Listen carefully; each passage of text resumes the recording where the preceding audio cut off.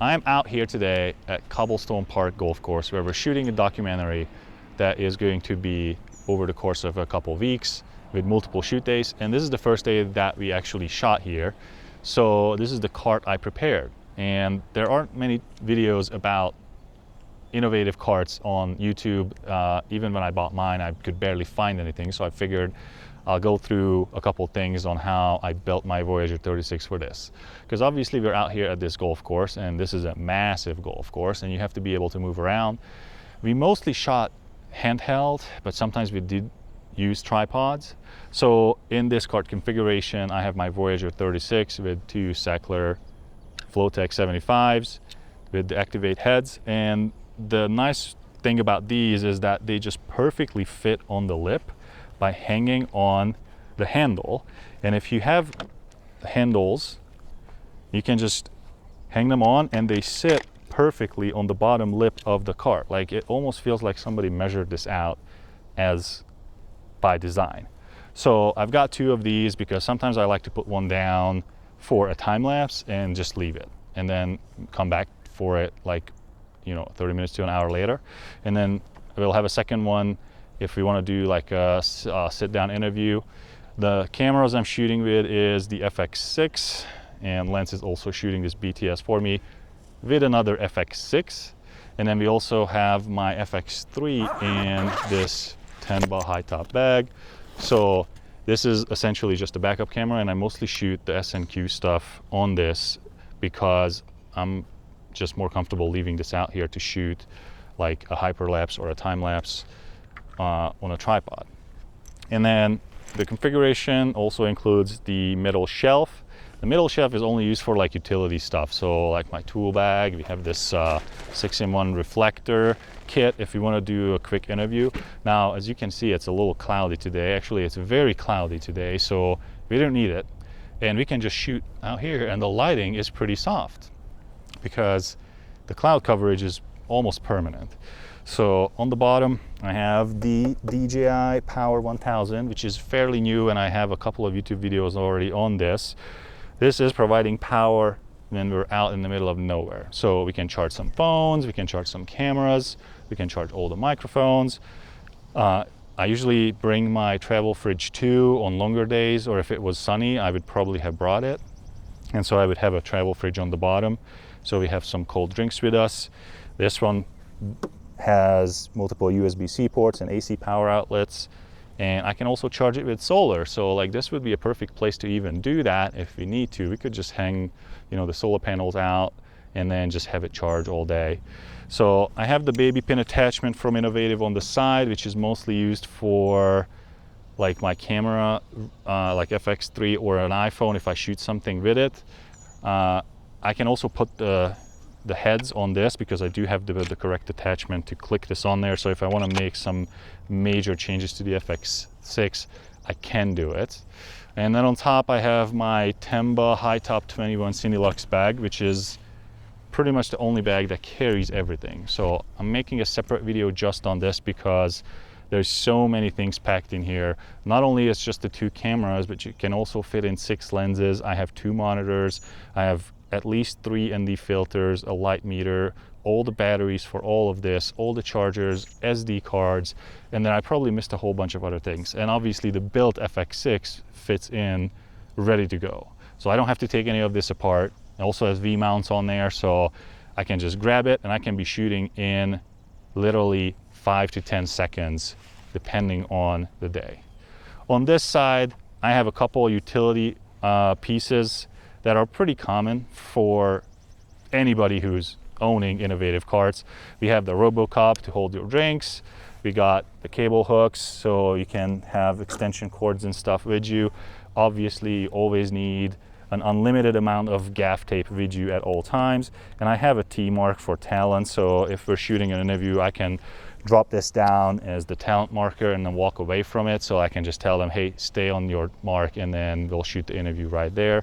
This is pretty easy to do. I like this stuff. This is like a sandbag kind of T marker from Kupo. And I just added this clip so I can quickly hook it up to this.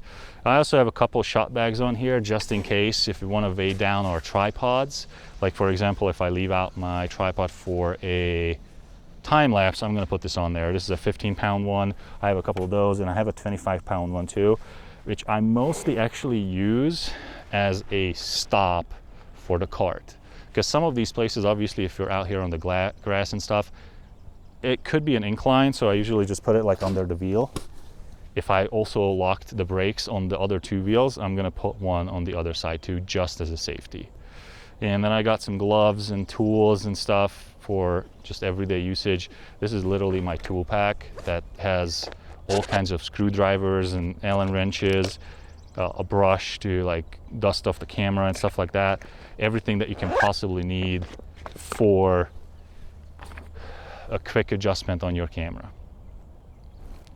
So this is my Inovativ cart that we brought out here today, and we're actually finished shooting already. So we're gonna break this all down and put it in my car. So let's break this cart down together, because I think that's also one of the cool things about this specific one, the Voyager 36, that I can put it into my tiny car. Because I don't have a production van, but look at it, it's a standard Jetta. But this is gonna fit in there without any issues. So you start with pulling off the top, and this will become obviously the lid when you do it. And because I have my custom power solution, this has to come off and it will just hang on this leg. So this comes off, we're gonna just put to the side for now. And then I'm taking off the middle shelf. This is the only part that does not fit into the inside of the case when you pack it up. So you can pack everything in there, including the wheels, but you cannot do it with this middle shelf. Unfortunately, these little tabs that hold it up are too long. So if you're planning on buying that, just be mindful that it will not fit inside the cart. It will fit like on top of it because the footprint is about the same, but not inside. And I just put the screws back into the same holes for storage so you don't lose it when it's packed away. That's the easiest way I found to not have to pay attention to something else. I use this gaff tape to secure the little pin so it doesn't fall out without the screw. That's why you see the orange tape around it, which is, I think, the perfect cheapest solution to this. And I don't like the way that the tray mounts on its own. So actually, I'm gonna throw this in the car because we are pretty much done. But I'm gonna grab these for the wheels because we will have to do that in a moment. So all of this stuff I keep on. So I'm not taking off any of these. They can fold in with the legs. So you pinch both sides, and then it will like close off. I have to do it at the same time because there's 2 pins on all of them. So, and I know that sounds pretty bad, but don't worry, that is absolutely normal for this thing. So you kind of have to give it a little kick. So when I lay this down, I just gotta make sure that I kind of arrange it 2 away, and then this one obviously can fold down. This one will probably sit on this side. So let's do the other side here. And we're gonna go, and I'm gonna move this out of the way because I don't want it to fall. So actually this you have to take off. So if you buy the baby pin attachment, that's gonna live separately inside the case. So let's do that. I'm gonna put this screw back here so I don't lose it. Yeah. Okay. And then we're gonna go ahead and do this. And as I added, oh yeah, I forgot to fold down the handles. One more step. But as soon as you do that, then this is already clearing everything. So I can go ahead and put the cart top back. The only thing you gotta pay attention to is that little triangle in the middle has to match with this triangle. So that is the correct orientation when you put this on top. You're gonna make sure you don't actually like pinch any cables, and then use the quick release latches on both sides that just clicked in. And we are locked and loaded. The only thing that's left is the wheels, which I actually do not transport inside. It takes a little bit too long to put it in, even though it fits. And that's how they actually ship it to you. So when you receive the cart from Inovativ, it will come with the wheels packed in these bags, but in the inside of it. But because I like it to be fast, I usually just load them to the side.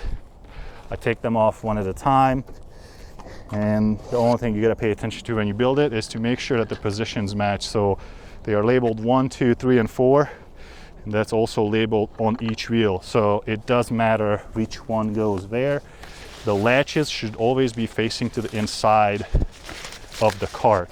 So these orange latches that are still visible here on the bottom, these should always be facing to the inside of the cart, even on the front ones.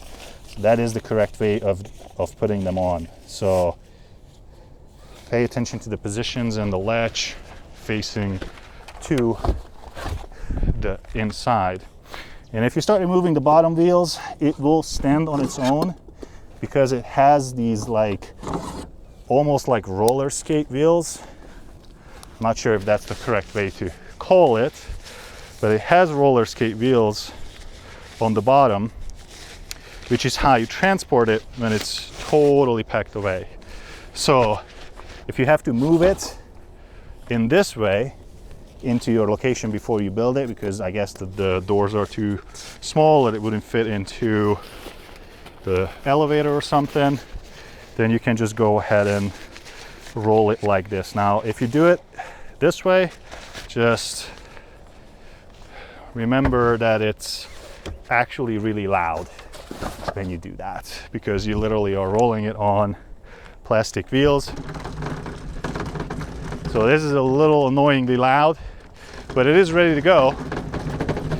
And so now the only thing is you got to lift it into the car. And this thing weighs a little bit over 100 pounds with all this stuff loaded.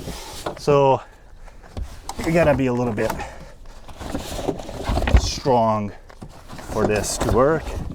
But then I can just lay it down. I know that's not perfect. I should have probably put it on the bottom, but this is how I pack it up. And if I have a lot of stuff with me, like lights, then the lights go in the back, and this actually goes onto the folded seats in the back instead of here, because I can put it straight down and it just raises the seats a little bit. I can still put my camera bags and stuff on top. So there's a lot of ways to pack this away. And even though my car is small, I can still carry probably 600 to 1,000 pounds of gear in it when it's super neatly organized. Thank you guys for watching. I'll see you guys in the next one.